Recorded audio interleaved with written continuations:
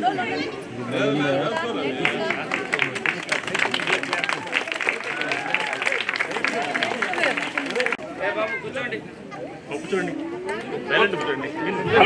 విద్యార్థుల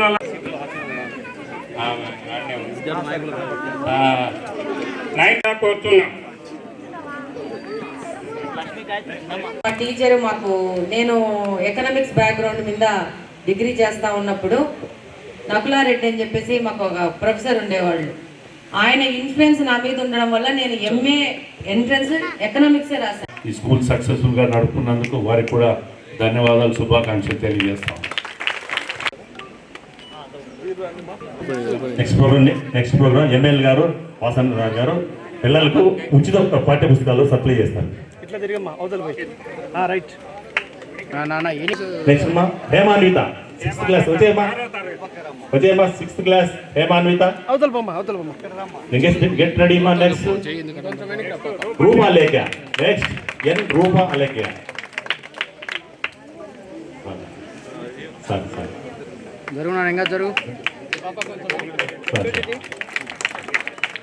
తర్వాత దీక్షిత గారికి శ్రీనివాసులు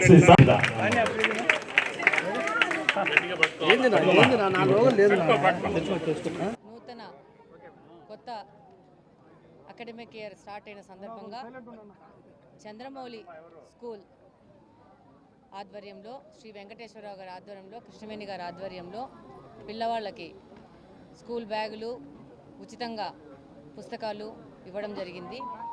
ఈరోజు తెలుగుదేశం ప్రభుత్వము అధికారంలోకి రావడము, ఇక్కడ కడప నియోజకవర్గంలో తెలుగుదేశం అభ్యర్థిగా నేను గెలవడము, అలాగనే మేము ఎలక్షన్లో చెప్పిన విధంగా కడప నియోజకవర్గ అభివృద్ధి, యువత అభివృద్ధి, మహిళల రక్షణ, అలాగనే విద్యార్థుల అభివృద్ధి కోసం పాటుపడతాము. తెలుగుదేశం ప్రభుత్వము ఎడ్యుకేషన్ మీద ఎంత ఏకాగ్రతగా పనిచేస్తుందో మీరు రాబో 5 సంవత్సరాల్లో చూస్తారు. అలాగనే కడప నియోజకవర్గంలో ఉన్న ప్రతి ఒక్క స్కూల్ని విజిట్ చేస్తాము, అక్కడున్న సమస్యలను తెలియజేసుకుంటాము, అక్కడున్న సమస్యల పరిష్కార దిశగా ముందుకు పోతాము. అలాగనే స్కూల్లో పనిచేస్తున్న టీచర్లకి భరోసాగా ప్రభుత్వం పనిచేస్తుందని తెలియజేస్తున్నాను. అలాగనే పాత ప్రభుత్వం వైసీపీ ప్రభుత్వము చేసిన విధంగా ప్రతి ఒక్క స్కూల్కి రంగులు కొట్టుకొనేసి వాళ్ళు ప్రతి ఒక్క చోట వాళ్ళ బొమ్మలు వేసుకునే విధంగా కాకుండా అసలు స్కూల్స్ ఎలా అభివృద్ధి చేయాలా, పిల్లల భవిష్యత్తు ఎలా ముందుకు పోవాలా, అలాగనే వాళ్ళల్లో నైపుణ్యాన్ని ఎలా పెంచాలనే విధంగా ముందుకు పోవడం జరుగుతుంది. అలాగనే పోయిన ప్రభుత్వంలో ఈ స్కూల్ ప్రోగ్రాంలో